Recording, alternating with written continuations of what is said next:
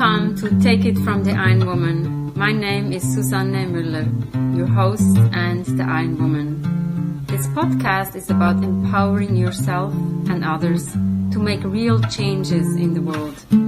You will hear from everyday, smart, sophisticated, hip people like you and me. Not everybody has to be an Iron Woman to impress the world. Together, we will learn from the sports and business leaders how you can become a more successful person as an entrepreneur or a leader. It's one step at a time, one day at a time. Take your steps now. Take your big steps now. Join me on this journey to success. Hey, it's Seth. Take it from the Iron Woman. We're beyond honored. We have Seth Godin with us today. We don't need an introduction. Welcome, Seth. And I know when I took the podcast fellowship in 2019, you said at our commencement speech, when you are at 200 episodes, please send me an invite. We are here. We have you here as a guest. Thank you so much, Seth. Well, I'm happy to help. And I'm not really an adequate prize. The real prize is the satisfaction that you get from showing up over and over again to help make a difference. I wish I could be on every podcast, but I can't. But I'm happy to do this with you today. This is fantastic. Yeah. And I just want to tell a little story how I found Seth Godin. I did research when I was writing my first book, and I saw the Purple Cow book in the bookstore in Barnes & Noble's on 116th Street. And I was like, I'm not a marketer. I didn't dare to touch that book because I felt like, no, this is not for me. And then somebody gave me actually the book, your book, the What to Do When It's Your Turn. And thank you so much. I felt like you wrote that for me and you were pointing your fingers to me. And also the same with the tribe. We need you to lead us. These are the moments when I was like, I think this is something for me. And then I started the podcast fellowship and I also did the old MBA. Certainly great learning from you. But what I'm certainly interested in is when you started Akimbo, what was the intent when you started Akimbo? Well, first I need to ask, do you ever go to the Hungarian cafe across from the Riverside Church? Oh, yes. Yeah. I've never seen you there. Special. Can we have coffee there soon? Yeah, I haven't been in a long time. I mean, the world has changed quite a bit in the 2 years since you started Kimbo. I don't run Akimbo anymore, but I started it because when a medium changes, our culture changes. And we had school in a certain way for a certain reason for a very long time. Because the only way to teach people something was to put them in a room together and talk at them. And the internet has changed that forever. And I wanted to model a different way of learning and teaching. I wanted to build it the best way I knew how. I wanted to help people who were enrolled in the journey to level up and to make a difference. And 25,000 students later in 75 countries, it has clearly worked. And it's being copied by companies around the world, which makes me very happy. Yeah, we're very grateful.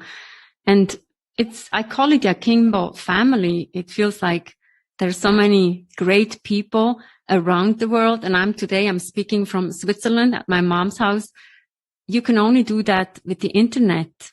You cannot obviously with the pandemic, you cannot bring the people from around the world into one room. So the internet certainly has helped us.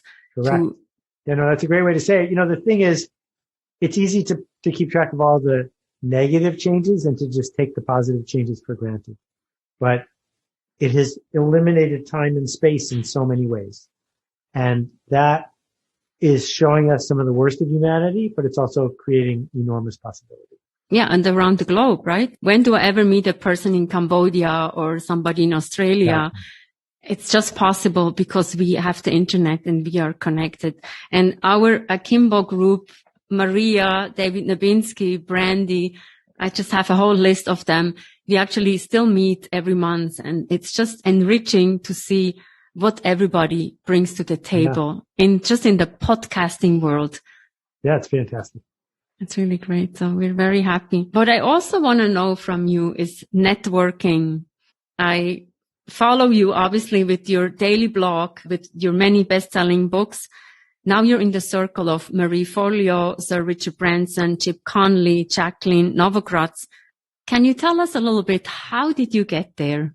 I'm not sure I think of myself I'm not sure those circles overlap. So I met Chip when I was 23 years old, and it was sort of random, and we both found each other in a really useful way. I met Jacqueline at a conference, and I saw that she was going to change people's lives, including mine. I met Sir Richard at his place, and I don't think he belongs in the same category as Jacqueline or Chip. I mean, he's been in a rocket ship, but he is more self-focused than the other people on your list. And that works for some people, but for me, it's the sort of positive cycle of generosity of people who are focused on leveling others up. That inspires me. And Marie, of course, is a very special human. I've known her for years. And I don't think of any of these people as different than you. They just are known by more people. Oh, it's very nice to say like this. But how did you meet, for example, Mariefolia? So she reached out to you, hey, you have a new book, can I interview you? Or how did that relationship start? I have no idea. I think that the people who are successfully created circles of people around them aren't trying to network.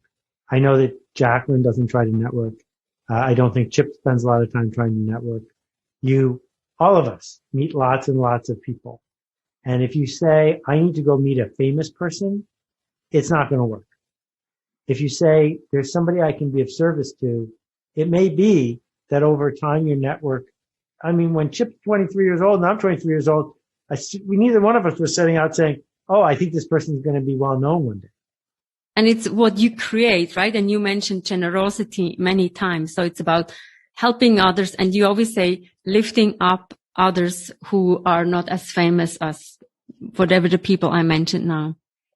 Yeah. I mean, the day I met Jacqueline, who's at the time her nonprofit had raised perhaps $1 million, which is not a lot of money for a nonprofit.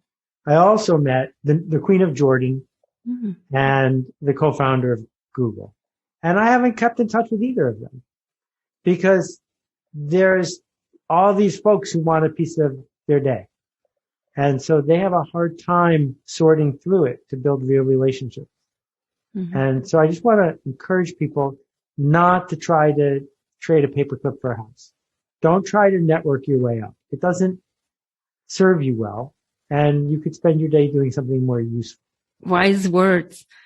Creating a podcast or writing a book probably is a better way to spend your day.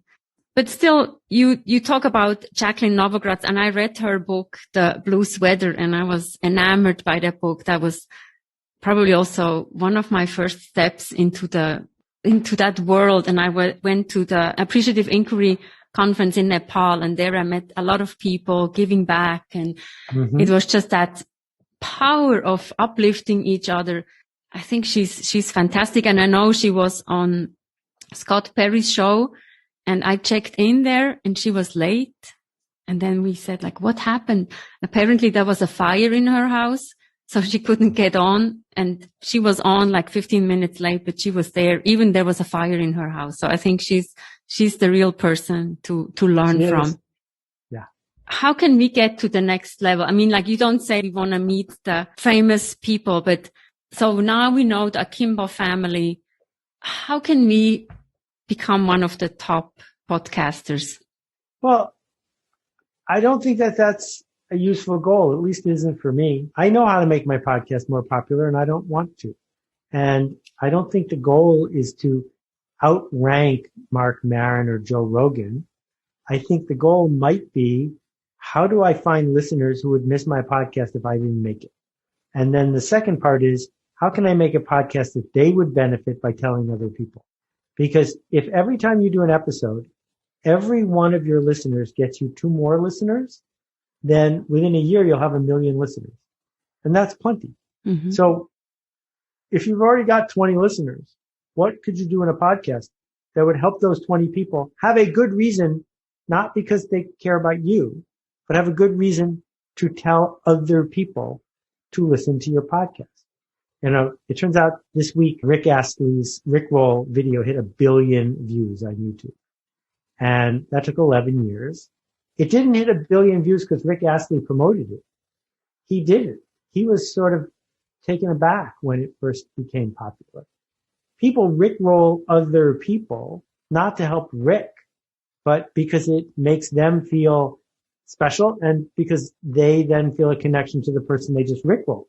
Mm-hmm. And you can do the same thing with a podcast, not ironically, but genuinely, to say, how can I, the podcast I made 3 years ago about sunk costs, people are still sharing it. Not because they owe it to me, but because if their friends listen to a sunk costs episode, they think their life will get better. To make others' life better, right? It's like I'm a coach, so it's not about me. It's about me helping others to exactly. become better. I would like to talk a little bit about your books. Obviously, I've written many, and what I'm impressed, you started out and you self-published. You self-published at a time when nobody self-published. What was your kind of like intuition telling you then? Okay, well, to get the history right, I was a book packager first. I did 120 books, of which I only self-published 4. So I knew how to work with New York City book publishers. And in the 1980s and 90s, that was the only way to make a book successful. You really couldn't afford to successfully self-publish. And then when I became a real author, I did 12 books with real publishers. So it was many years into this before I self-published. What I did when I self-published is I realized the expensive part, the hard part, the scarce part is a direct connection with your readers. If you have a direct connection with your readers, the New York City publisher doesn't add that much value. More than half the books sold are sold on Amazon. So you can get your book listed on Amazon tomorrow. That's not hard. Mm-mm. What's hard is getting people to find it. Yeah. And it's hard for you and it's hard for a publisher. So in these days, if I was starting out, I don't think I could get a New York City publisher to take a chance on me if I didn't have a following. If I were them, I wouldn't. Mm-hmm. So you build a following. And once you have a following, if you write something that will spread, maybe you don't need a publisher. Yeah, that's true. And again, it's about the followership that you create. I love in your book, when it's your turn, it says at the very end, and I think that's what hit me, don't keep it, share it with somebody else. I thought that was so cool. And I actually gave it to somebody and she says, are you sure you want to share this book? And I said to her, it says it in the book. I think I heard your voice telling me you have to share it with somebody else. That's a very cool message, marketing message, right? But, but that's not why you shared it. You didn't share it because I told you to. You shared it because your life would get better if you could talk about it with a friend. Yeah. And so I'm not asking anybody to talk about my work because I want to sell more of anything. I like it when people take the books and just give them away. I don't want them sitting on a bookshelf. I want them to have velocity.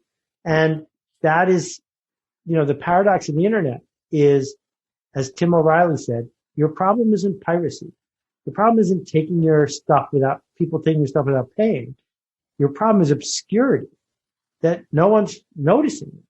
So piracy is your friend, that if people end up spreading your idea, you do better. Yeah. A friend of mine once told me when I said, I don't want to share my PowerPoint, he said, share it with anybody because nobody has your vision or your energy. That always stuck to me. I'm like, just take it, run with it. I always say, mention my name. If you take my PowerPoint, that would be an ultimate goal of mine. Well, it's interesting. I've never shared my PowerPoints, but that's not the reason. The reason is because if you take the PowerPoint and you think you've gotten what I deliver when I give a talk, you haven't satisfied anything. That's like saying, can I have your pencil? And thinking that you're then going to be able to write something useful. Mm-hmm. The PowerPoint is just sidekick. Yeah. And so what I say to people is, you're welcome to watch the video on YouTube, but no, you can't have my slide. What I also think is impressive by you share so much, right? The blog is for free. And I heard you once say, people want to hear me talk, even though they have so much online that they can steal or use or whatever. But still people want to see you in person or virtually. They want to see and hear you talk. Yeah, it's a souvenir, right? Mm-hmm. And what I've discovered is sometimes, a classroom of 20 people will say, will you come visit our classroom? And I'm like, well, here's a video I made. Why don't you have everyone watch the video and then discuss it? And they almost never do. Because they don't really want what I have to say.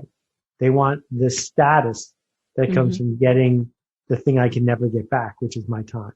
And so that's creating a new kind of scarcity that I think is fascinating. Keep making a ruckus. I was waiting for that. Keep making a ruckus. Bye-bye. Thank you. Bye-bye. Take care. Thank you. Bye. This was Seth Godin. Thank you so much, Seth. Many more questions. What are your questions for Seth? How would you have prepared for this? Take it from the Iron Woman. We have episodes every Monday, every Wednesday. Don't miss out. They are interesting people for you, talking to you, enjoying, entertaining you, where you can learn from and grow from. Don't miss out. See you next time. Thank you.